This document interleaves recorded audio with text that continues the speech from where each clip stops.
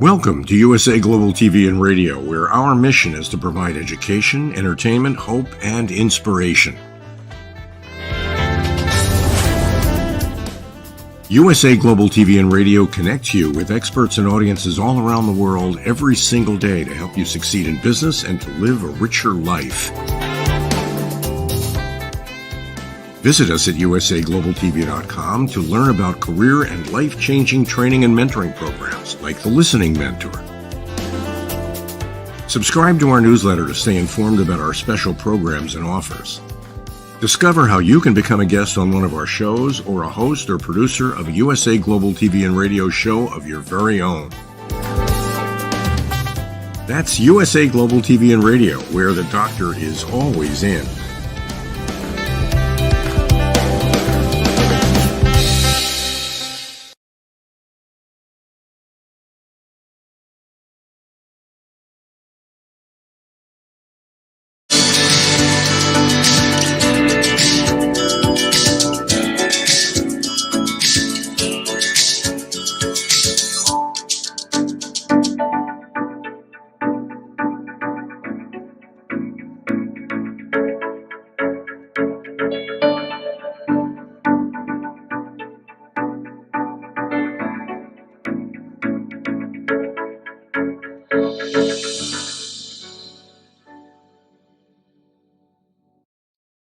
Hello, beautiful soul family, and welcome to Weekly Wisdom and Insights, your home for spiritually guided transformation and empowerment. I am your host, Dearjames, and together with the unseen, Spirit, Source, and Symphony, we look at the current energies, the intuitive wisdom and insights, and we go as guided. And welcome, Colleen. And of course, we have big energies playing out.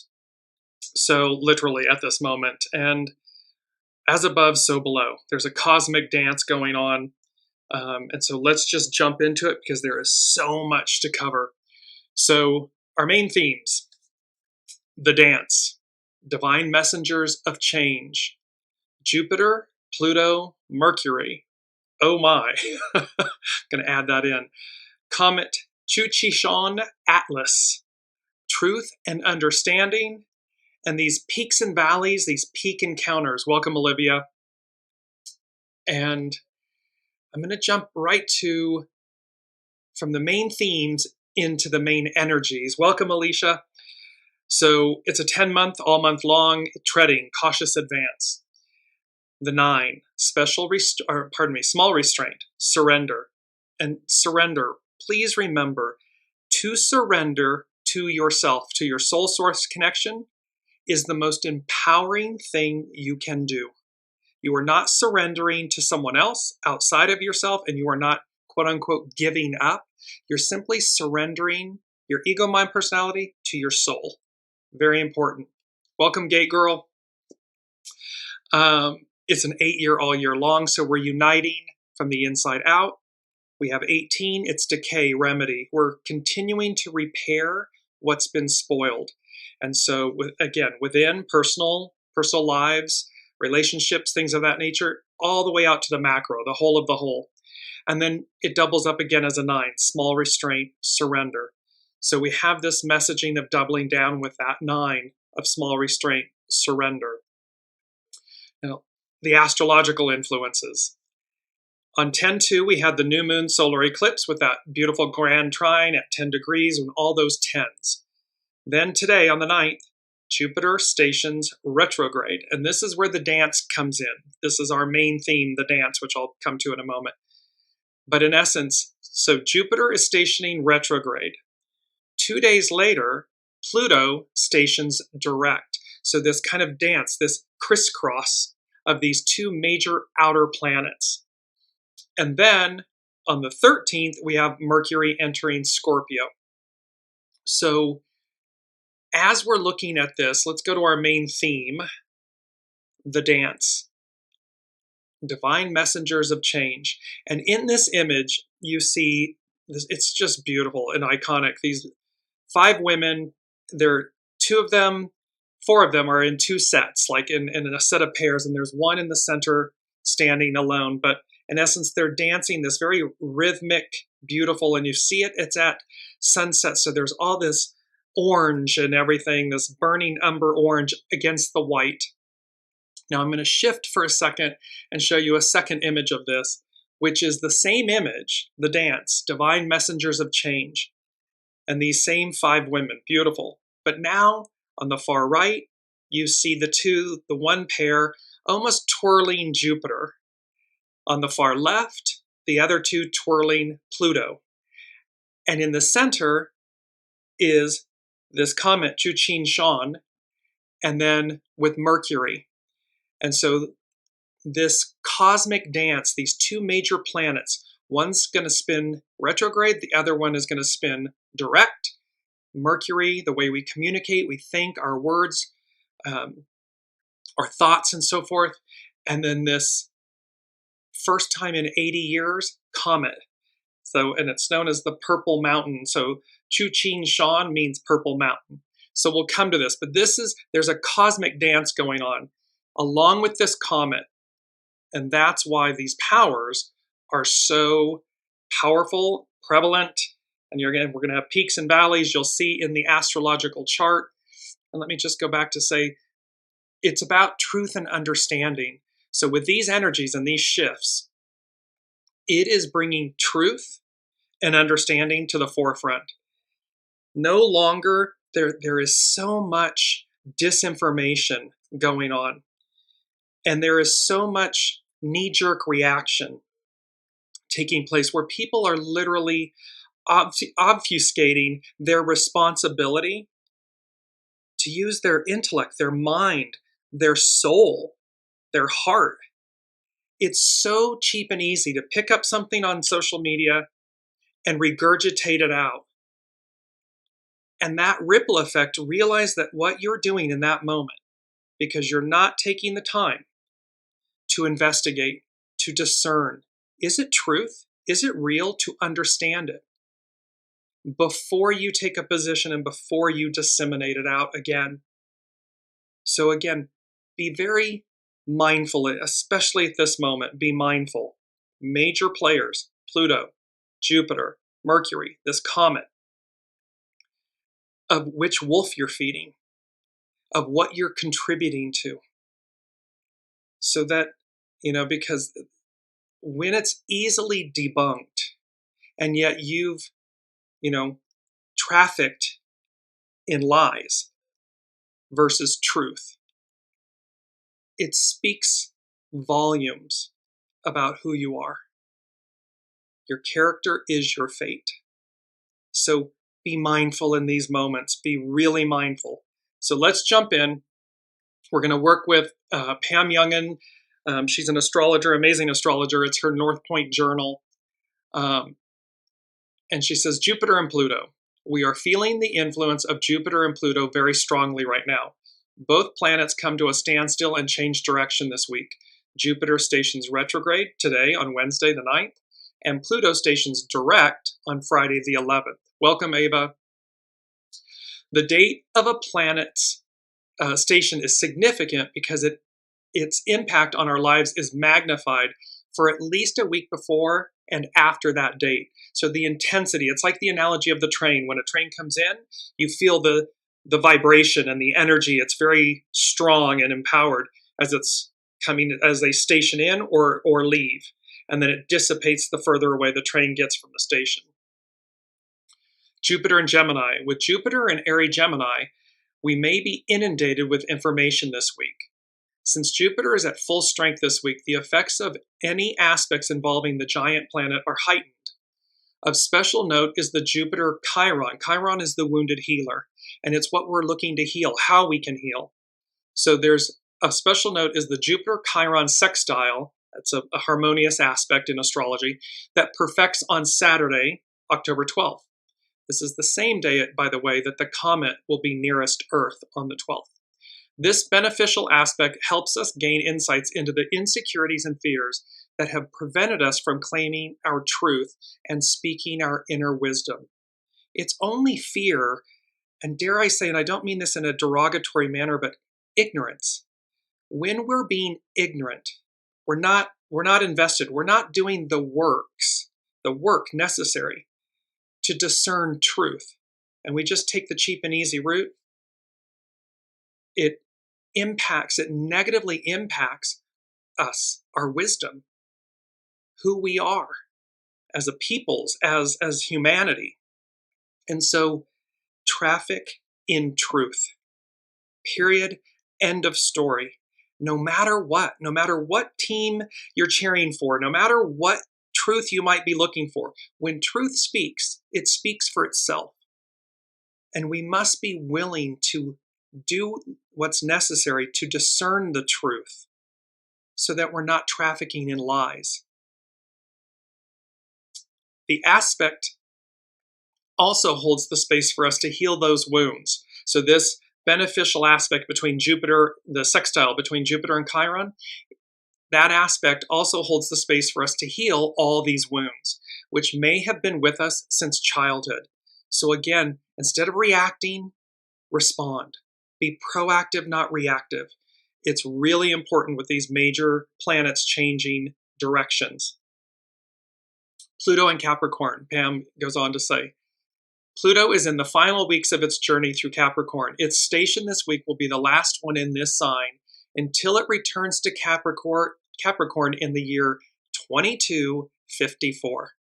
So we've been talking about, not since the industrial American and revolutions has Pluto been in Aquarius, right? So it is leading Capricorn now, and it will not be back till 2254. Perhaps most significant about this Pluto station is that the planet is in its very last degree of the sign. We've talked about this, the anaretic degree. It's a very powerful degree. It's the 29th degree in astrology. In this critical final degree, a planet is known to be finishing up the work it has intended to complete during its transit of the sign.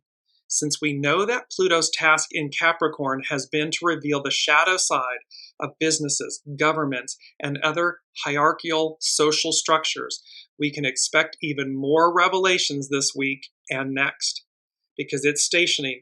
And this is the mandrakes from, the Harry Potter, where Pluto has gone back. It's ripping it's ripping us to our core. It is just shaking us free of all of the old. And it's discomfort. Again, we've used this analogy. When you transplant, a flower, a plant, or something that you get, and you put it into a pot, it goes into shock for a little bit. It has a moment, a week, 10 days-ish, before it flowers, really thrives and blooms. It's the same thing here. So Pluto's task in Capricorn is to reveal the shadow, is to shake the crud out of the roots, because we're being transplanted into this larger, greater container, the container of Aquarius, the Aquarian age, Pluto in Aquarius. Pam goes on to say, all aspects involving Pluto this week should be especially dramatic.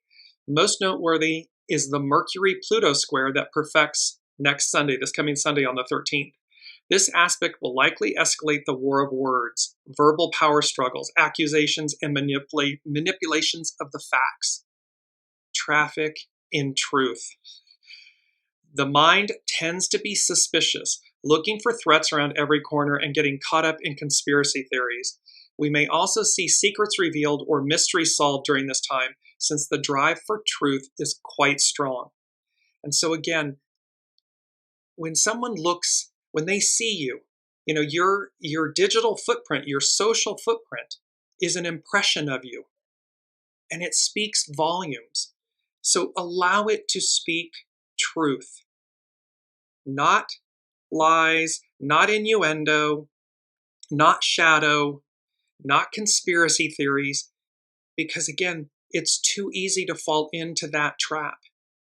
These major planets are asking us, and with the dance, with Pluto and Jupiter, and this divine messengers of change, which has to do with the comet, what the unseen said, the first thing the unseen said was looking back, because Jupiter's retrograding. Pluto has been retrograding, it's going forward. So looking back, we find gold, the gold within. So what's required of us in this moment is to Take a beat. Stop. Search out the truth. Look at multiple sources to discern truth, and then traffic in truth. To do anything less than that, you're doing a massive disservice to yourself, to your relationships, and to literally the whole of the whole. Because that damage, whatever is put out, ripples out. It's all energy. And so with this, we have this moment and this opportunity to heal, to discern, to be greater, better, to be who we truly are. Pam goes on to say, Pam Youngin, on a personal level, while we are drawn to be very forthright and direct in our communications while Mercury and Pluto are square, we should be aware that words have great power. This is where they ripple out. Wounds inflicted under this influence could take considerable time to heal. So again, when we're just cavalier and reckless and lazy, ignorant, the wounds that inflicts can take considerable time to heal, because it is reflected, it is demonstrating, it is exposing an aspect of ourselves that needs healing. And we have a choice. We can choose to be proactive in our healing, to be proactive with Jupiter and Chiron, this sextile of, let me recognize this in myself and heal it. The moon will form hard aspects with both Jupiter and Pluto this week, and thus will be activating the energies of these planets. So the moon reveals, the moon reflects, the moon reveals what's hidden. And so again, and the moon is emotion. So again, there's going to be a lot of opportunity here for us to be very mindful of our actions, our words, our deeds, our character. Which wolf are we feeding? And hopefully we are proactive in those choices. It is also important to note that with Jupiter in Gemini and Pluto squaring Mercury, the planetary ruler of Gemini, all areas ruled by the sign are likely to dominate our awareness this week. These areas include communications, the media, the airwaves, transportation, travel, technology and networking, mental health, and the nervous system. So you can see the cacophony of what's happening on our news channels and televisions and social medias and everything can overwhelm the system, which is why instead of just jumping on the bandwagon, you got to take that beat, discern, step back, investigate, educate, inform, so that when you speak, it's not something that's going to take considerable time to heal. It's something that uplifts, encourages, informs in a positive manner, a truthful manner. And here's where we come to the comet. So it's known as Comet C 2023A3, that's the technical, but it's also more familiarly known as Comet CHING Atlas. It is making its first visit to Earth in 80,000 years.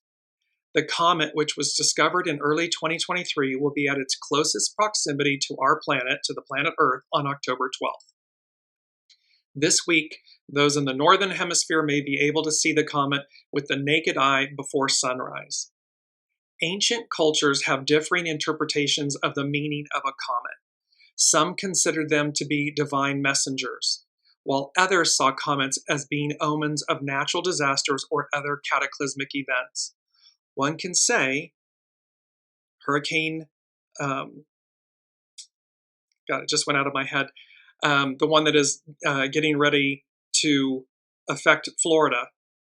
We just had Helene. So here's natural disasters or cataclysmic events. But there was also this aspect, what stood out for me when I was reviewing all of this was divine messengers of change, and thus the main theme, this beautiful, the dance, divine messengers of change. And recognize and realize that this dance, thank you, Alicia, Milton, Hurricane Milton. So we're having that same cosmic dance within ourselves and this opportunity of divine messengers of change. So we have this ability to change in a divine way or in a catastrophic way, a cataclysmic way. The choice is up to us. Which wolf are you feeding? The general agreement is that comets bring with them a powerful energy and information from the far reaches of the solar system. They are associated with times of significant change, much like an eclipse. And we've just come off of that, Colleen saying, hopefully in the divine. Exactly. It's a choice. Choose the divine. Choose the higher octave. Choose truth. Choose to traffic in truth. Because the truth, it's the old idiom, the truth shall set you free. It's simple. It speaks for itself. It is what it is. And you don't get caught up in the chaos and the minutia and the manure or the cataclysmic events that in an individual micro sense, we bring upon ourselves. So we're either bringing cataclysmic events upon ourselves or divine messengers of change, this divinity upon ourselves. And it depends on which wolf we feed. So, because number 2 from the unseen, the mystical, magical abound. Ready for takeoff? Question mark. Blast off! Exclamation points.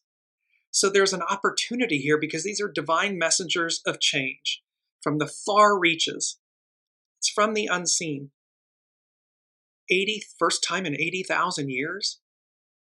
I mean, the epic, and of course, Jupiter and Pluto, this happens every, one of them I think is 7 years. The other is, I believe, 12 years-ish. Perhaps it's 20. I think Pluto is 20. So, okay, it's not 80,000. They're outer planets that change more regularly, but not like the inner personal planets like the moon, the sun, Mercury, Mars, and Venus. So we're going to go to our next astrologer because I'm setting the stage for all of this for a reason so that when we get to number 4 from the unseen, we're going to unpack it. So this is it's an excerpt from Astrology by Lauren, another incredible astrologer. She says, on October 9th, today, Jupiter will station at 21 degrees of Gemini for its retrograde phase, which lasts until February 4th. It can sometimes feel as if opportunities for abundance are being withdrawn or promises for growth, expansion, or promotion are put on hold when Jupiter is in its retrograde phase. And if that does become the case, know that this is only temporary. For whenever Jupiter stations, whether that be the retrograde station or the direct station, so whether it's stationing retrograde like it's going to do today, or whether it's going to be stationing direct on the 4th of February in 2025, it is accompanied by a trine to the sun. A trine is a harmonious aspect, filling us with a sense of hope and possibility for the future and reminding us where and how we are still on track. So Jupiter is the great benefic. It is the Lord of the cosmos, if you will. And thus, when it takes its sojourn, its rest, or its reversal, remember again, looking back, we find gold, the gold within. So while we may experience expansion and positive aspects and wonderful things, quote unquote, externally, the emphasis, the light is being shown upon the interior, the gold within at this time with Jupiter going retrograde. This is not so much about the withdrawal of abundance as it is a redirect. For instead of looking for the fulfillment of our happiness outwardly, we are being asked to look for the source of our happiness and bounty within. If we think that all of our happiness is dependent on external things, then that is where we will look for it. However, for the 4 months of the year that Jupiter is in its retrograde phase, we are being asked to look within to the very root source of joy itself. So we're going to the heart of the matter, to the root. And our joy, our happiness, our abundance, our life force, everything is our soul source connection. It comes from within. And thus, Jupiter always trines the sun when it's going retrograde or direct. Jupiter is our search for truth and understanding. And during these retrograde periods, we are asked to reconcile what we are seeing, hearing, and learning with our own inner knowing. This is where we must take responsibility and accountability for our words, our actions, our deeds, our character. Because again, they're out there. They will be seen. And it's our inner knowing, it's our soul source connection that guides us to true north. So once again, instead of looking for all the answers in the outer world, we are being asked to look for confirmation within. In this way, Jupiter is also our moral barometer. And again, morals are moral barometers. Our morals, they lie in our heart center. They're not up in our head. That's ego, mind, personality. That can be arrogance and hubris and entitlement and all the shadow stuff. But our morals, our character, it's in our center. It's what guides us. And thus, these annual retrograde phases of Jupiter are very important for our spiritual, moral, and philosophical growth. And anything that will further this is greatly advised. That can include embarking on a spiritual journey or going on retreats, but with the understanding that the answers are not necessarily found on the side of a mountain or from someone or somewhere on the other side of the world. They can inspire you to search for the answers within. However, it's always an inside job. It will always be left up to each one of us to take responsibility, to do what's necessary to find truth and understanding. But ultimately, the answers are not going to be found outside of us, but in the still spiritual center that lies deep within your soul. And as Jupiter appears to stand still or station at 21 degrees of Gemini, it simultaneously makes an enduring sextile with our wounded healer Chiron, and none too soon. Due to the station of Jupiter, this sextile, which is already evident in September, perfects on October 12th, and again November 2nd, and continues through December. It will repeat one more time next spring. So we have multiple opportunities to heal these wounds, to not cause or inflict future wounds. Be mindful of your actions. Traffic in truth, the dance, divine messengers of change, because it's either cataclysmic activity or divine activity. And we have multiple opportunities to heal. It's Jupiter and Chiron. This is an aspect of healing. Lauren goes on to say, however, sextiles are not aspects of action. They are aspects of opportunity. So this is an opportunity to do something. It's an opportunity to look within. Therefore, these aspects could just come and go with little to show for them. Yet if we were to make even the slightest effort in a certain direction during the sextiles, from now through December and again next spring, we will receive the guidance, help, and advice that is sorely missing at this time. Doors open with sextiles, but we need to make the effort to walk through them. The onus is on us to be responsible, to take the right courses of action, to discern truth and understanding. Colleen is saying there are too many in this country that do not understand that. And yes, and that's why the unseen, and here at Weekly Wisdom and Insights and the unseen, Spirit, Source, and Symphony, they are imploring us to make the effort to recognize what is amiss within ourselves and the world, and to not contribute to it. To contribute to it it elongates your suffering. It causes harm to others. That's not the legacy you want. It's not the way you want others to see you.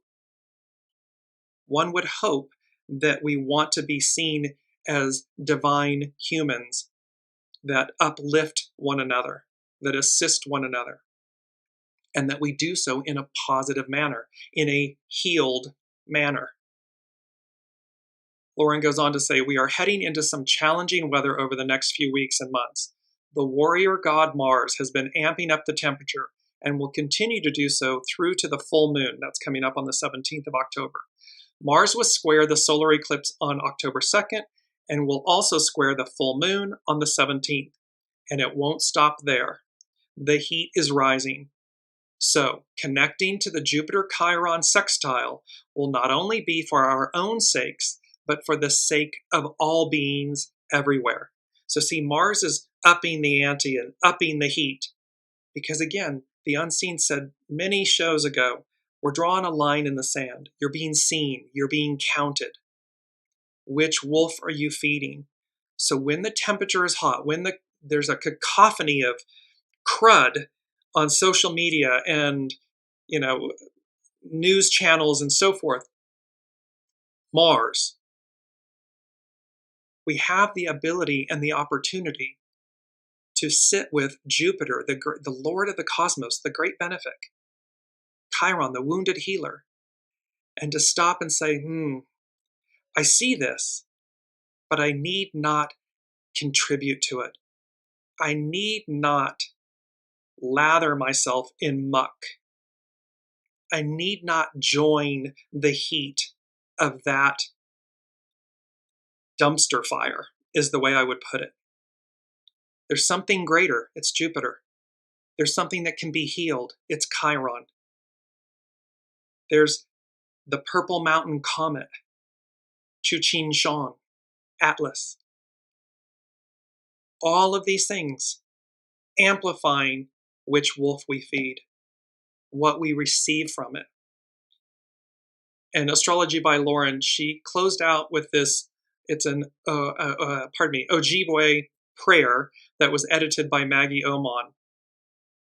Grandfather, look at our brokenness. We know that in all creation, only the human family has strayed from the sacred way. We know that we are the ones who are divided, and we are the ones who must come back together to walk in the sacred way.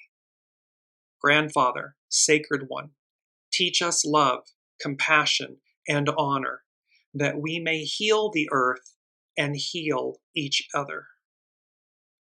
There's no greater act, opportunity, or gift, outcome, than to return to the way and to heal not only ourselves, but Mother Earth in the process. To do that, we must be that. So again, the dance, divine messengers of change. Looking back, we find gold, the gold within. There are mystical, magical moments that are abounding. Are we ready for them? Are we ready to take off? Blast off. Because number 3 from the Unseen, it's about truth and understanding. It's not about lies and hate and division and just this cataclysmic dumpster fire, this cacophony of crud that's being put out for consumption that harms us, that harms you, that harms the ideal of oneness, unity, harmony, goodness, balance. And so number 3 from the Unseen, truth and understanding, finding your way back to center and finding your way to center. So some may just be a little bit off course, or the cacophony of stuff, maybe a little wobbling or whatever. So it's finding your way to center. For others that are further out, further from the light, it's truth and understanding, finding your way back to center. Both are applicable. So now let's look. Let me know how this is resonating in the comments with all of you. We're going to look at the astrological chart. And very important, because in the center, you see these 3 peaks. And there's a 9 below one, there's an 8 below the other, or above, pardon me, there's a 9 above the top peak, 8 above the next peak down, and then a 7 next to that peak. So those are the peaks. And then at the valleys, at the opposite end, you see them in the first house, the second house, and the third house. So what this said to me, and let me just give you a quick understanding. The first house in astrology represents the self. It represents the ego, mind, personality, the identity. The second house is the house of value. So it's our possessions, our money, material things. The third house is the house of communication. It's ruled by Mercury, Gemini. It's how we, again, how our thoughts, our words, and so forth. The seventh house is the house of relationships, how we interact with one another, whether platonic, romantic, business, whatever it may be. It's the house of relationships. The eighth house is the house of resurrection. It can also be of other people's money. So it's about our legacies and so forth as well. And then the ninth house is the house of spirituality. So philosophy, greater wisdom. So this is what the houses represent. What this was saying to me, and it came from, and it's number 4, so it's foundational, from the unseen. And I heard the word like peaks and valleys.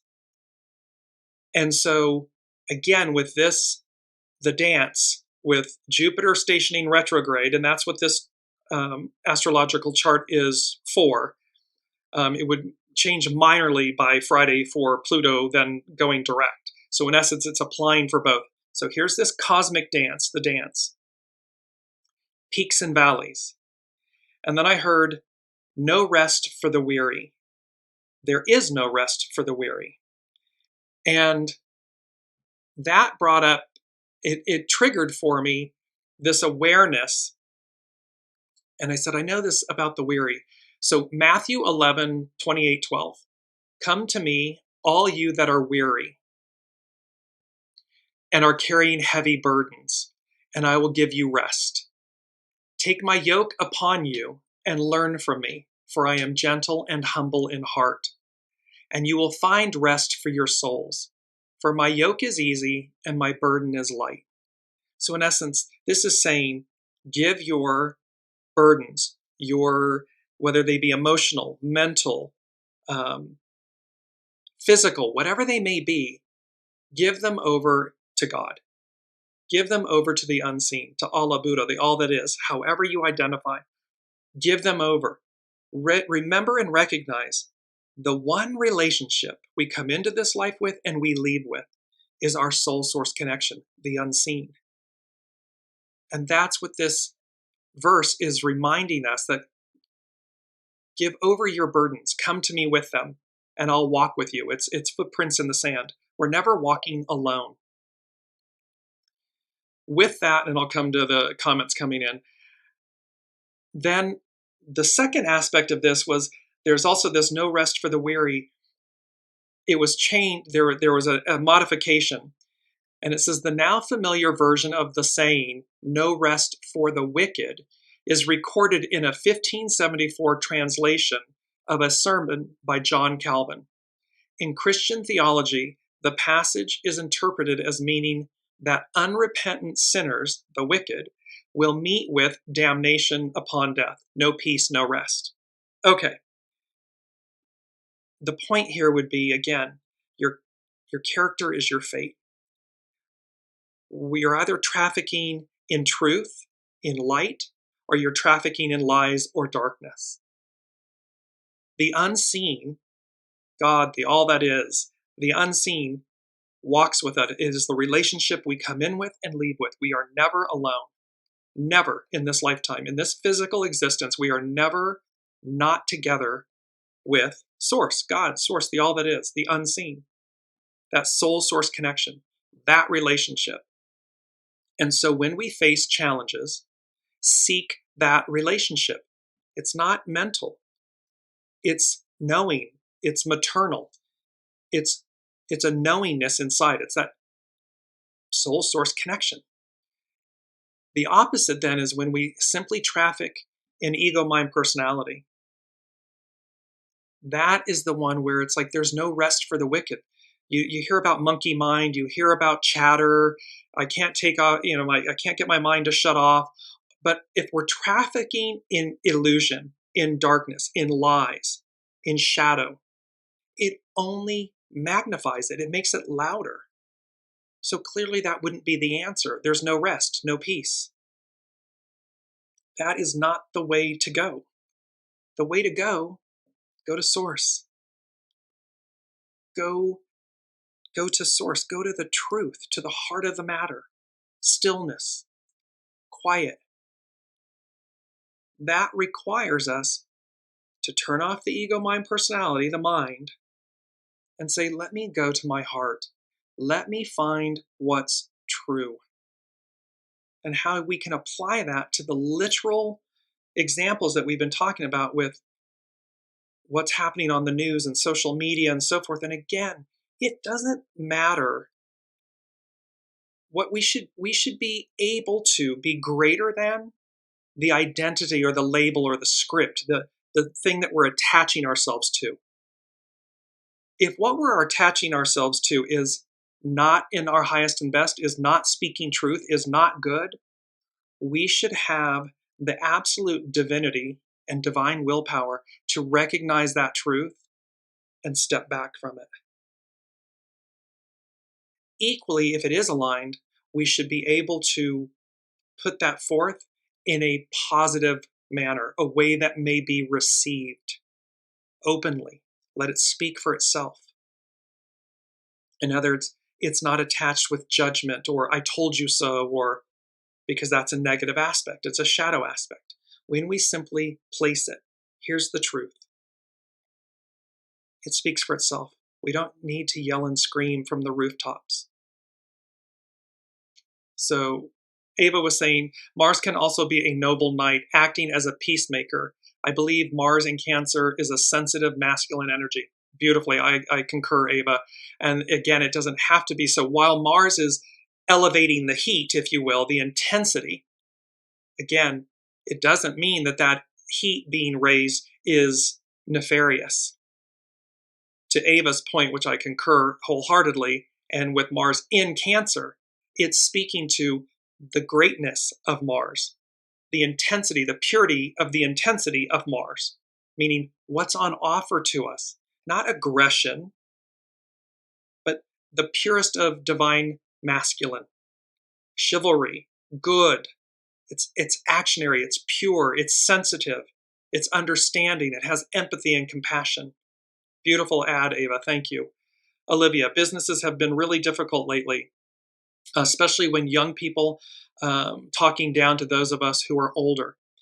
There's an interpretation gap, both from, look at the dance, this dance, Jupiter, Pluto, to Olivia's point, young and old, and how we see one another, how we understand, truth and understanding. So again, the opportunity, Jupiter, Chiron, the opportunity is to heal these illusions, because that is what they are.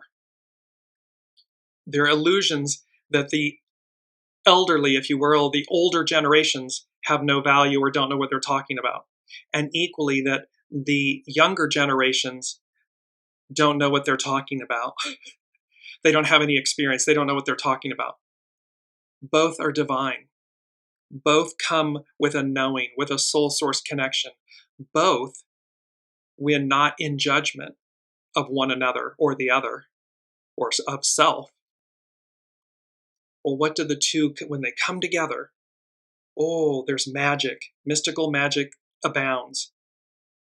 Because it's, what does this generation know? What does this generation know? And how do we collectively rise to meet the occasion, to rise and meet the moment? That's what's on offer here for all of us. It has been there since time immemorial, since time began. Because it's number 5, and there's more to number 4, so we'll come. But number 5 from the unseen is make room for change. Embrace change. It's a very strong message. Number 5, it denotes change. So make room for change. This is about emptying our vessels. We've spoken about this. and how we have this opportunity to bridge the gap, as opposed to stand at two polar ends, to Olivia's, and she's saying surrendering is key. Exactly. We surrender to ourselves so we can all sit at the table. We have a place at the table and we can hear one another, because we all are divine, which means just because we're the newbie, the young soul or the young generation, doesn't mean that we are not connected to source and that we are looking, 7 decades into the future. Equally true is those that came before, that came 7 decades prior, or whatever, 5 decades prior. They too came with wisdom and knowledge for this moment, for this harmony, this peaceful transfer of power, this beautiful ceremony, gift, and the ever, turning wheel of eternity and towards a purpose of evolution, ascendance. It's not about going into some dumpster pit fire. I mean, that can be, that's there. It's spoken about, the lake of fire and everything. But that isn't what we should aspire to. We should be aspiring to eternity in a whole new world, a whole new way of being that's technicolor, and it's amazing and it's harmonious and there's unity, there's oneness. Why on earth choose the lake of fire?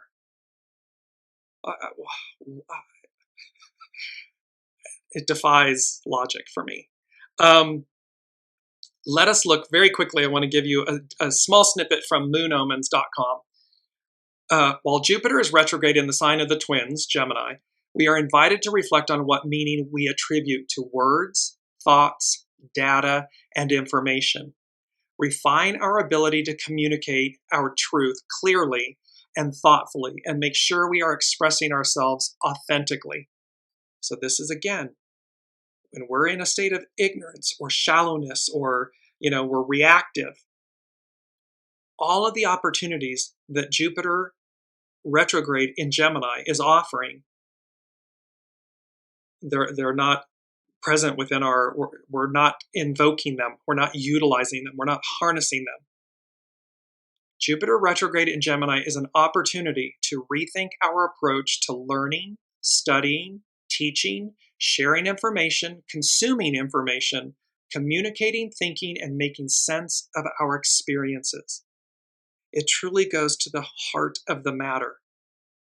And you can choose, we get to choose whatever we want. We are beings of free will. However, the unseen, and again, individuals, people, places, things, corporations, institutions, governments, this moment, this dance, the dance, divine messengers of change, they're saying to us, higher octave, dumpster fire, lake of fire. Choose. The Sabian symbols, and let me just go to our mantra very quickly. I surrender to my soul. When we surrender to our soul, there's nothing outside of us. The gold is within. There is nothing we don't know. A knowing, know meaning knowing. It's a knowing. We can have an entire understanding of something, of a person, an event, an experience. It's a knowing. It's the whole picture in a knowing, in a nanosecond. It is not, so I surrender to my soul because it knows all. It's source. It knows everything. It knows true north. It won't deviate.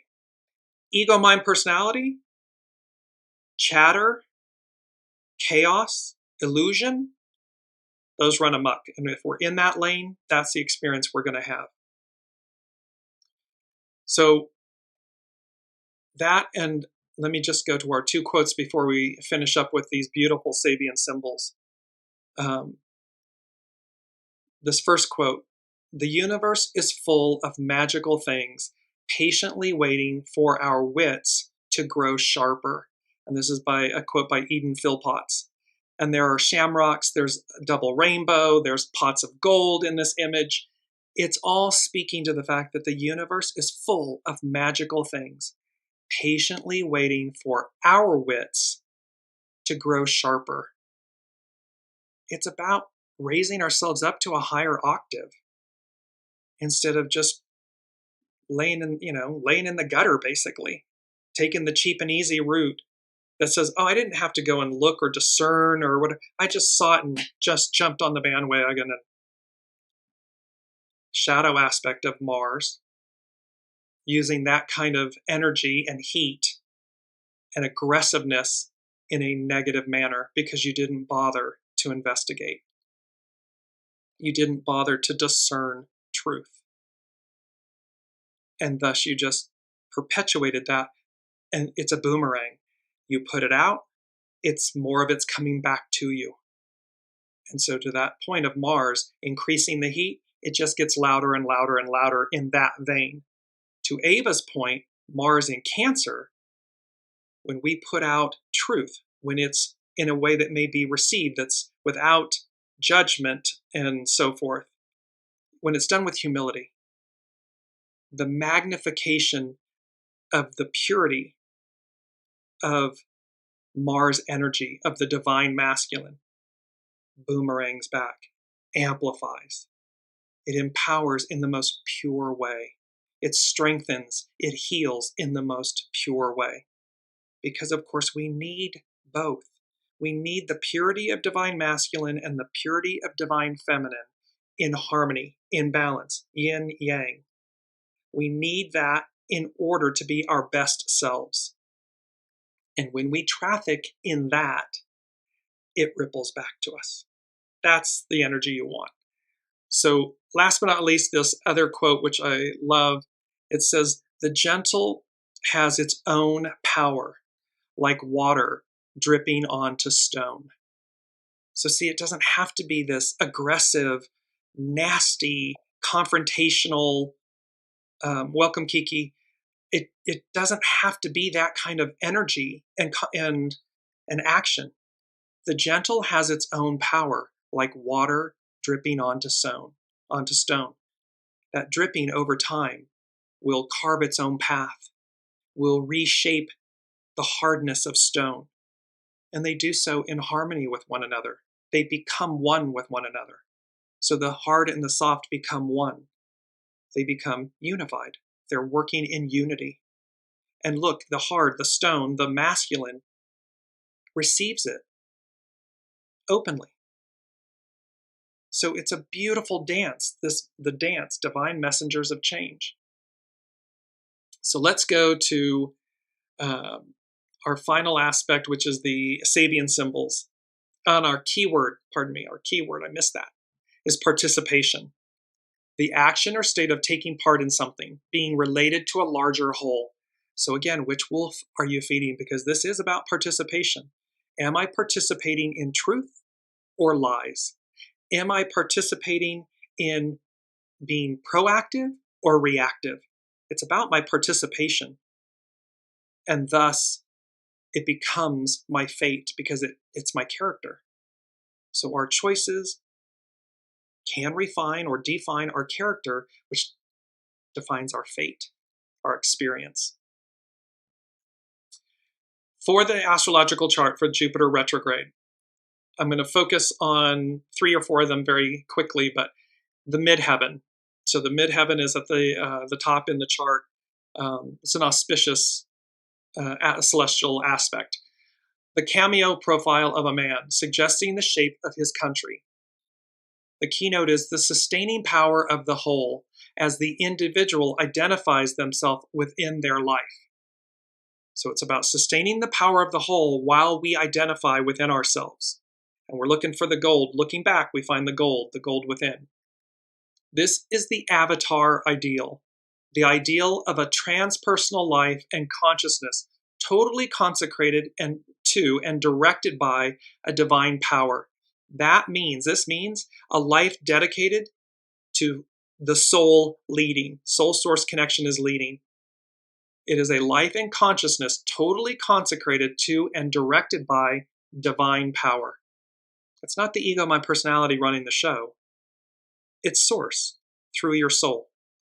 This power can also be conceived as the archetypal self, the Christ principle as it operates in and through an individual person and destiny who have become its outward manifestation to meet a collective human need. So it means like being the Christ self, and it's embodied, and we're literally putting it out there, and thus we manifest this for a human collective need. The concept of the formal structural identity of the universal macrocosm, so the universe is the macrocosm, and the human is the microcosm, is a very important one, and it manifests itself at many levels. It provided an inner sense of security and harmonic strength to archaic man. As above, so below. They looked, indigenous peoples, native peoples, everyone, the Greeks, they looked to the heavens to guide them. When you're, in native tribes, indigenous tribes, when someone is out of sync, they sing their name so that, in essence, by the tribe singing their name, they bring that individual back to the center, to within, back into harmony. Because the unity of the group, of the tribe, is paramount. They can't have dis-ease. It will divide and separate the tribe, the unity. So it provided an inner sense of security and harmonic strength to archaic man. To the modern individual assailed by surface evidence of meaninglessness and futility. Think about these. The Sabian symbols by Dane Rudhyar, an astrological mandala of which these are from the 1920s. They're 100 years old. To the modern individual assailed by surface evidence of meaninglessness and futility, it gives a feeling of participation in the vast tide of evolution. See, it's cheap and easy. I mean, how these symbols can speak about something 100 years ago, about the internet and social media and so forth today, is astounding. But it's also saying surface evidence, meaninglessness, and futility. When we don't search for the truth, when we don't traffic in the truth, it's meaningless, it's futile, and it's harmful. It goes on to say, it is the answer to the tragic sense of alienation so prevalent today. See, we feel divided and alienated as opposed to unified. To Olivia's point, the old generation and the young generation. There's a beauty here that says it's the answer to the tragic sense of alienation so prevalent today. He was speaking about the 1920s. It's now 2024. It's still prevalent, this division, this hate, this judgment, the trafficking of lies, the shadow. But this is where Jupiter and Chiron, Pluto, Mercury, the Purple Mountain Comet, they're all coming. These celestial bodies are coming, powerhouses, the unseen coming to us and saying, and it's this symbol characterizes the stage of participation in a greater life. They're asking us, they are imploring us to participate in a greater life. Not a life in the lake of fire that's in a dumpster fire that's meaningless and futile and negative, and it's not the point, and it's not what's on offer. It's about participation in a greater life. Ava's saying, oh, I love that. Singing someone back to harmony. Exactly. It's a beautiful, indigenous peoples knew. They were listening. They were going as guided and listening. And we have gone so far away from that root beingness, our connection, our soul source connection. Mercury, a child giving birds a drink at a fountain. The keynote, the concern of simple souls for the welfare and happiness of less evolved beings who thirst for life renewal. This is, we are only as strong as the least among us.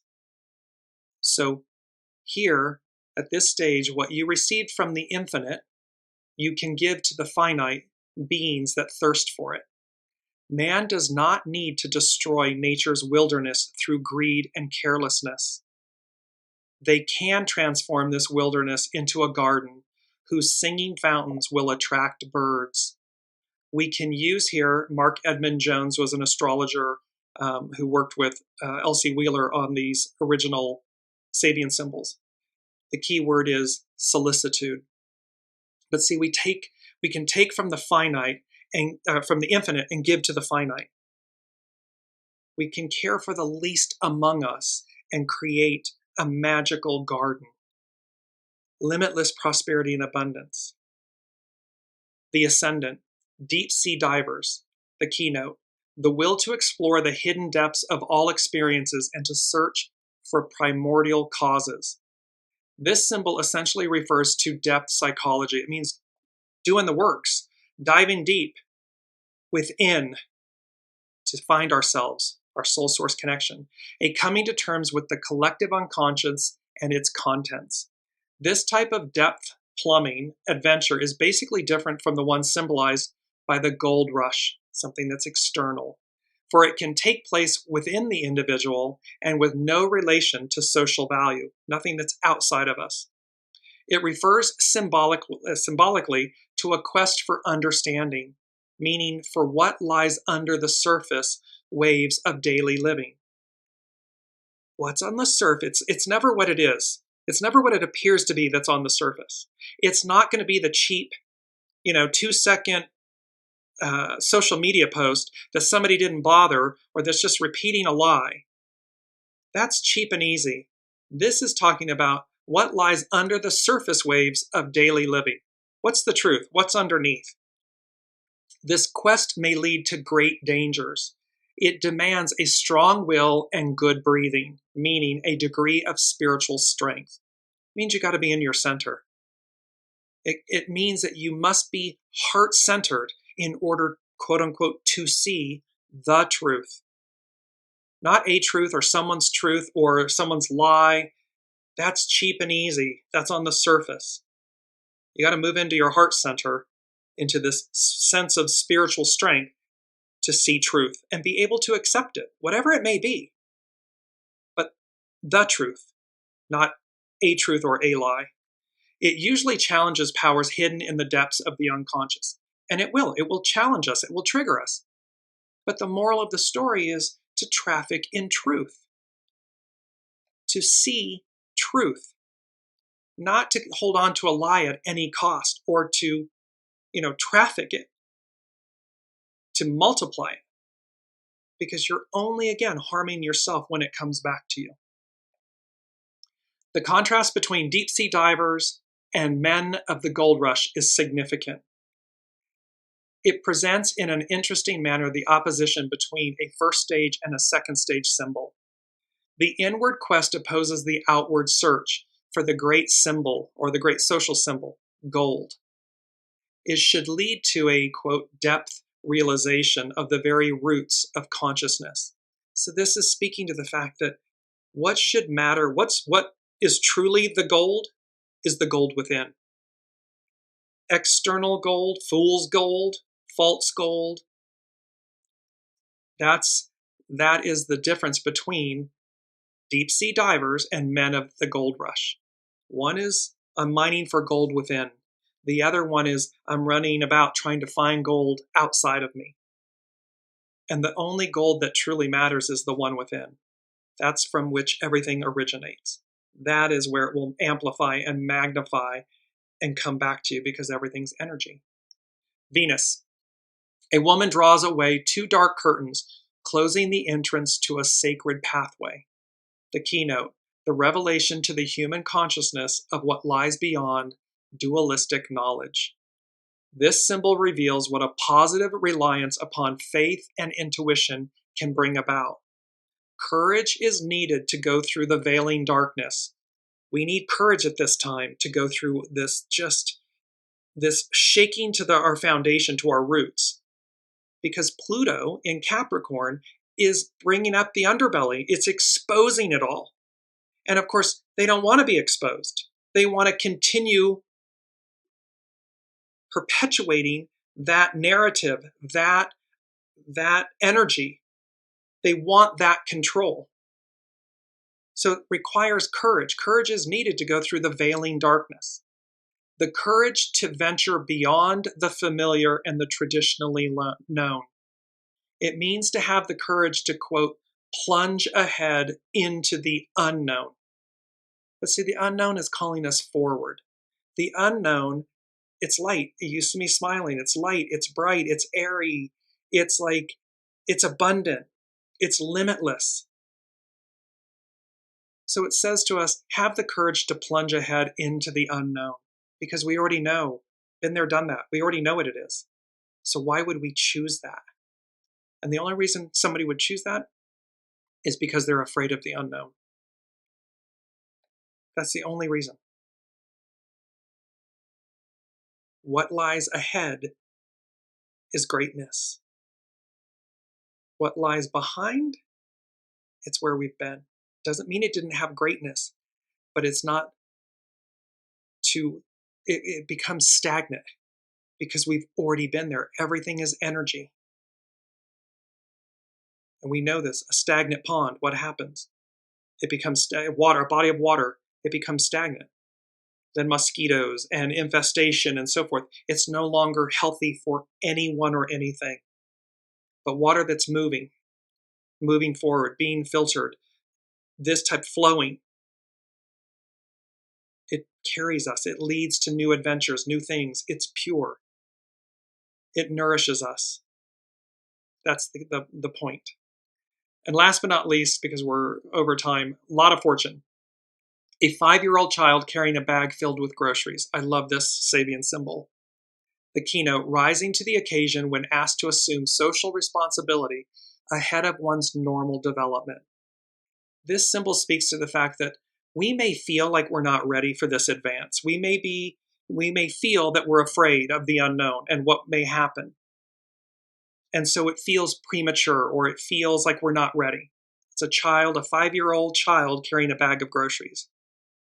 This 4th stage symbol, so it's foundational, evokes the possibility of meeting a certain type of social opportunity, which normally may seem premature. A pattern of accelerated growth can thus be established, with both positive and negative aspects. Rushing ahead of one's natural development may be damaging, yet we are living in a particularly dynamic period of man's evolution.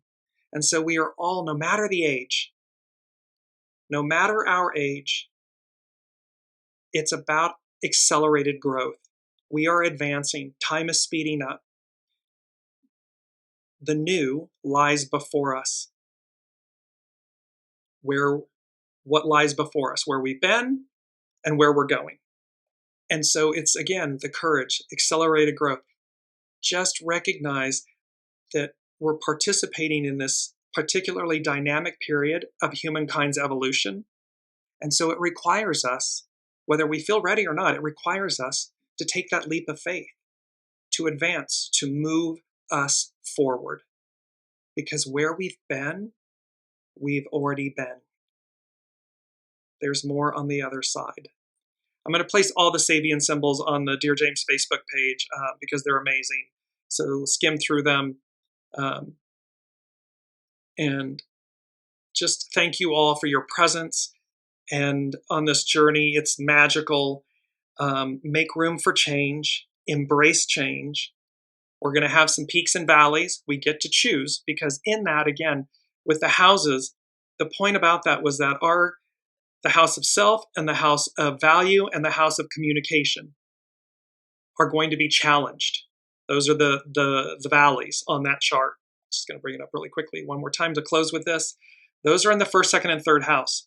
Those are going to be both challenged and they're going to be our opportunity. And then the 7th, 8th, and 9th houses, relationships, resurrection, other people's possessions, legacies, and the house of spirituality, philosophy, greater wisdom. That's leading us. So it's going to reflect how the two, we need both. So how does the one,